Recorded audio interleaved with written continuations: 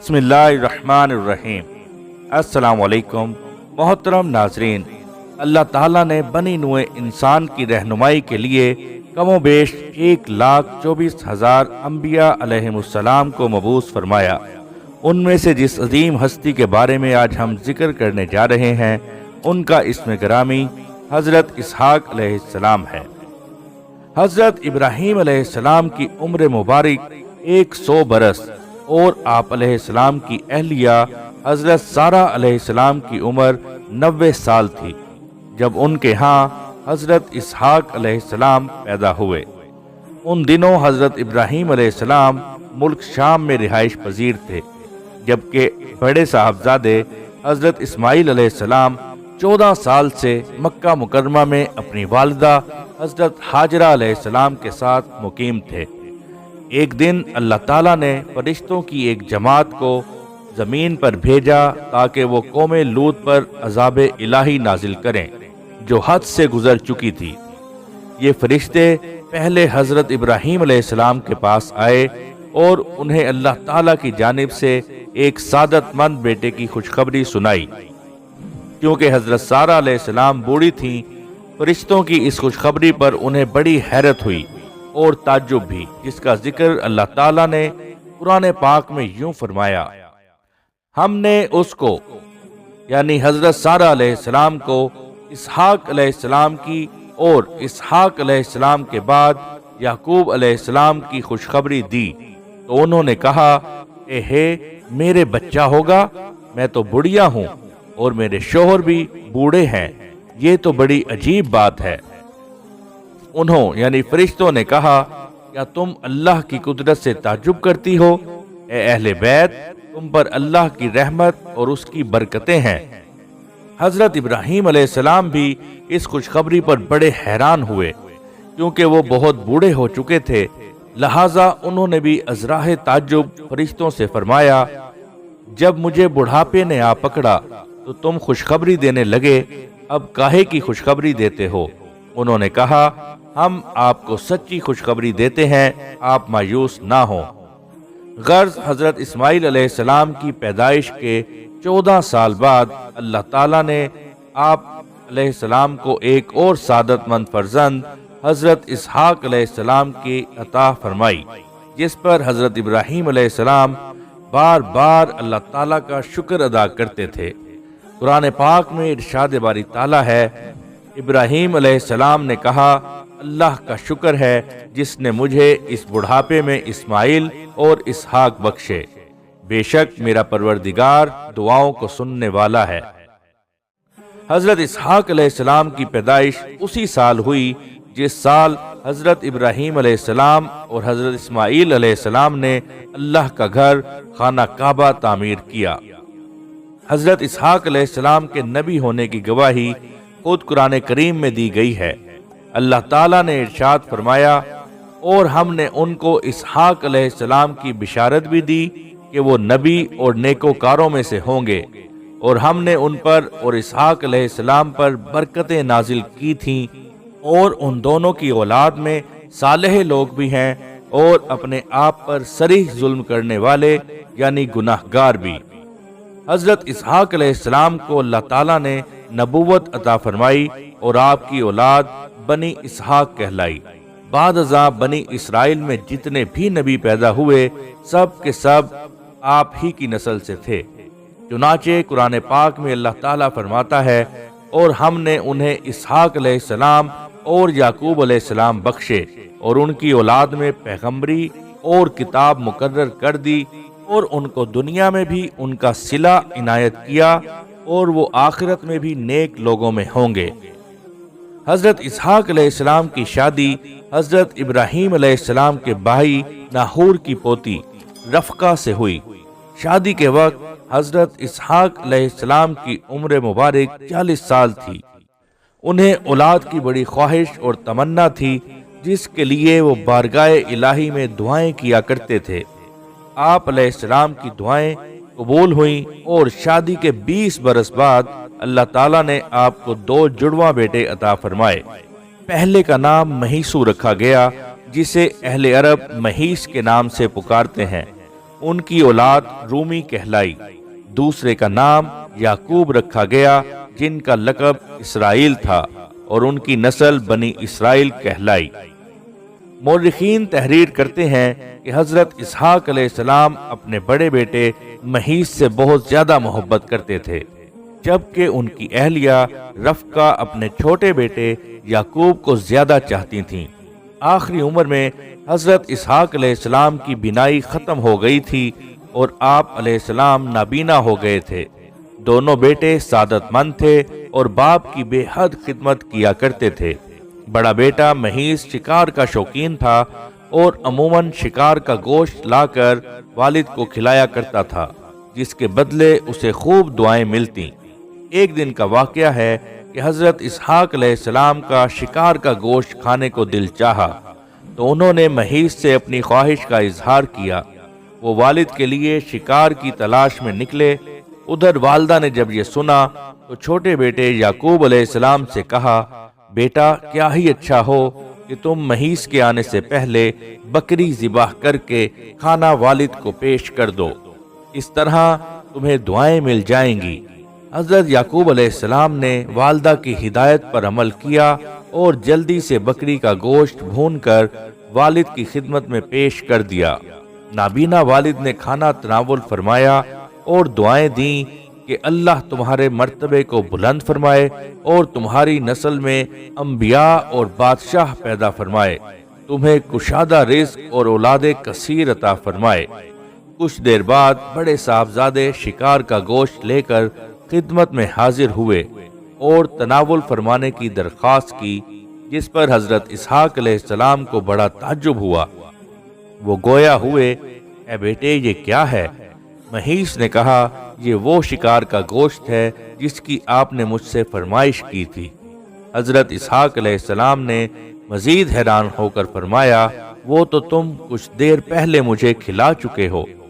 اب مہیس کے حیران ہونے کی باری تھی۔ بولے، ابا جان میں تو ابھی شکار کا گوشت لے کر آپ کی خدمت میں حاضر ہوا ہوں، اس سے پہلے تو میں نہیں آیا۔ حضرت اسحاق علیہ السلام سمجھ گئے کہ وہ چھوٹے بیٹے یعقوب علیہ السلام لائے ہوں گے، چنانچہ آپ نے مہیس کے لائے ہوئے کھانے کو بھی تناول فرمایا اور اسے دعا دی کہ تمہاری نسل سرسبز و شاداب زمین پر خوب پھلے اور پھولے، ان کے پھلوں اور رزق میں اللہ خوب برکت عطا فرمائے۔ مہیس کو اپنے بھائی یعقوب علیہ السلام کا سبقت لے جانا اور پہلے دعائیں لے لینا سخت ناگوار گزرا، اور وہ یعقوب علیہ السلام کے دشمن بن کر ان کی جان کے در پہ ہو گئے۔ والدہ نے جب مہیس کے غم و غصے کو دیکھا تو انہیں خوف محسوس ہوا، اور انہوں نے چھوٹے بیٹے یعقوب علیہ السلام سے کہا کہ تم فوری طور پر شام چھوڑ کر اپنے ماموں کے پاس ہران چلے جاؤ، مجھے ڈر ہے کہ مہیس تمہیں قتل نہ کر دے۔ جب بھائی کا غصہ ختم ہوگا تو میں تمہیں واپس بلوا لوں گی۔ حضرت اسحاق علیہ السلام کو بھی معاملات کی نزاکت کا احساس تھا، چنانچہ انہوں نے اس فیصلے کی حمایت کرتے ہوئے حضرت یعقوب علیہ السلام کو فوری چلے جانے کا مشورہ دیا۔ یوں حضرت یعقوب علیہ السلام والد اور والدہ سے دعائیں لے کر ملک شام سے ہجرت کر گئے۔ بنی اسرائیل نے اللہ کی کتاب توریت میں تحریف کرتے ہوئے حضرت اسحاق علیہ السلام کو ذبیح اللہ قرار دیا ہے۔ توریت میں یوں تھا، اللہ نے اپنے اکلوتے بیٹے کو ذبح کرنے کا حکم دیا، اسرائیلیوں نے اس میں تحریف کر کے یوں کر دیا۔ اللہ نے حضرت ابراہیم علیہ السلام کو اپنے پہلے بیٹے اسحاق علیہ السلام کو ذبح کرنے کا حکم دیا۔ یہاں لفظ اسحاق ان کی طرف سے توریت میں اضافہ ہے، اور یہ سراسر جھوٹ، بہتان اور گمراہی ہے، جس کی وجہ بنی اسرائیل کا اہل عرب سے حسد ہے۔ اللہ تعالیٰ نے جس وقت ذبح کا حکم فرمایا اس وقت حضرت اسماعیل علیہ السلام ہی اکلوتے بیٹے تھے۔ بنی اسرائیل اہل عرب سے اس لیے حسد کرتے ہیں کہ اہل عرب حضرت اسماعیل علیہ السلام کی نسل سے ہیں، اور ان میں سب سے افضل عظیم المرتبت اللہ کے آخری پیغمبر حضرت محمد مصطفیٰ صلی اللہ علیہ وسلم بھی ہیں۔ بنی اسرائیل کی شدید خواہش ہے کہ وہ عظیم اور جلیل القدر شرف و مرتبہ جو مسلمانوں کو ملا ہے اسے غلط قرار دے کر خود سے منسوب کر لیں، اور اپنے اسی مذموم اور جھوٹے منصوبے کی خاطر انہوں نے اللہ کی کتاب توریت میں بھی تبدیلی کر ڈالی۔ تفسیر ابن کثیر میں واقعہ بیان کیا گیا ہے کہ ایک یہودی عالم حضرت عمر بن عبد العزیز رحمۃ اللہ علیہ کے زمانے میں مسلمان ہوا، تو انہوں نے ان سے پوچھا حضرت ابراہیم علیہ السلام کے کون سے بیٹے کو ذبح کرنے کا حکم ہوا تھا؟ اس نے جواب دیا، اے امیر المومنین، اللہ کی قسم وہ اسماعیل علیہ السلام ہی تھے، اور یہودی بھی اس بات کو خوب جانتے ہیں، لیکن عربوں سے حسد کی وجہ سے وہ کہتے ہیں کہ ذبح کرنے کا حکم اسحاق علیہ السلام کے بارے میں تھا، نہ کہ حضرت اسماعیل علیہ السلام کے بارے میں۔ یہود و نصارہ کے بارے میں اللہ تعالیٰ نے قرآن پاک میں فرما دیا ہے کہ وہ کبھی مسلمانوں کے دوست نہیں ہو سکتے۔ ارشاد باری تعالیٰ ہے، اے ایمان والوں، تم یہود و نصارہ کو دوست نہ بناؤ، یہ تو آپس میں ہی ایک دوسرے کے دوست ہیں۔ تم میں سے جو بھی ان میں سے کسی سے دوستی کرے وہ بے شک انہی میں سے ہے۔ اللہ تعالیٰ ظالموں کو ہرگز راہ راست نہیں دکھاتا۔ ان آیات کی شان نزول کے بارے میں بیان کیا جاتا ہے کہ حضرت عبادہ بن صامت انصاری رضی اللہ تعالیٰ عنہ اور رئیس المنافقین عبداللہ بن ابی دونوں ہی عہد جہالت سے یہود کے حلیف چلے آ رہے تھے۔ جب بدر میں مسلمانوں کو فتح حاصل ہوئی تو عبداللہ بن ابی نے بھی اسلام کا اظہار کیا۔ ادھر بنو قینقاع کے یہودیوں نے تھوڑے ہی دنوں بعد فتنہ برپا کیا اور وہ کس لیے گئے، جس پر حضرت عبادہ رضی اللہ تعالیٰ عنہ نے تو اپنے یہودی حلیفوں سے اعلان برات کر دیا، لیکن عبداللہ بن ابی نے اس کے برعکس یہودیوں کو بچانے کی ہر ممکن کوشش کی، جس پر اللہ تعالیٰ نے یہ آیات نازل فرمائی۔ اسی طرح ایک جگہ ارشاد ہے کہ یہودی اور نصارہ تم سے ہرگز راضی نہ ہوں گے جب تک تم ان کے طریقے پر نہ چلنے لگو، سورہ بقرہ آیت نمبر 120۔ اور حقیقت یہی ہے کہ آج ہم نہ صرف انہیں اپنا دوست، ہمدرد اور خیر خواہ سمجھتے ہیں، بلکہ انہیں راضی کرنے کے لیے ان کے رہن سہن، کھانے پینے، اٹھنے بیٹھنے، لباس و اقدار کو اپنانا باعث عزت و افتخار سمجھتے ہیں۔ اب تو حالت یہ ہے کہ نکالی اغیار نے ہمیں کہیں کا نہ چھوڑا۔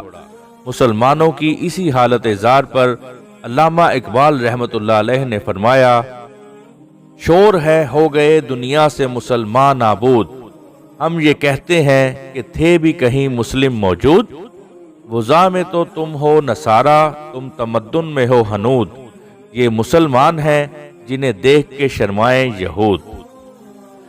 اللہ جل شانہ نے اپنی مقدس کتاب قرآن پاک میں حضرت اسحاق علیہ السلام کا ذکر 16 مرتبہ فرمایا ہے۔ سورہ بقرہ کی آیات میں، سورہ آل عمران کی آیات، سورہ نساء، سورہ الانعام، سورہ یوسف اور سورہ ابراہیم، سورہ مریم، سورہ الانبیاء، سورہ عنکبوت، سورہ صافات اور سورہ سواد کی آیات میں آپ علیہ السلام کا ذکر آیا ہے۔ حضرت اسحاق علیہ السلام نے 180 سال کی عمر میں وفات پائی، جبکہ بعض کتب میں 160 برس تحریر ہے۔ وفات کے وقت آپ علیہ السلام کے دونوں صاحبزادے مہیس اور حضرت یعقوب علیہ السلام آپ کے پاس موجود تھے، جنہوں نے آپ علیہ السلام کو اپنے دادا حضرت ابراہیم علیہ السلام کے پہلو میں دفن کیا۔ بعض محققین نے حضرت اسحاق علیہ السلام کے زمانے کا تعین 23 صدی قبل از مسیح کیا ہے۔ انبیاء کرام علیہ السلام اور صحابہ کرام رضوان اللہ اجمعین کے ایمان افروز قصص و واقعات پر ویڈیوز کا سلسلہ انشاءاللہ جاری رہے گا۔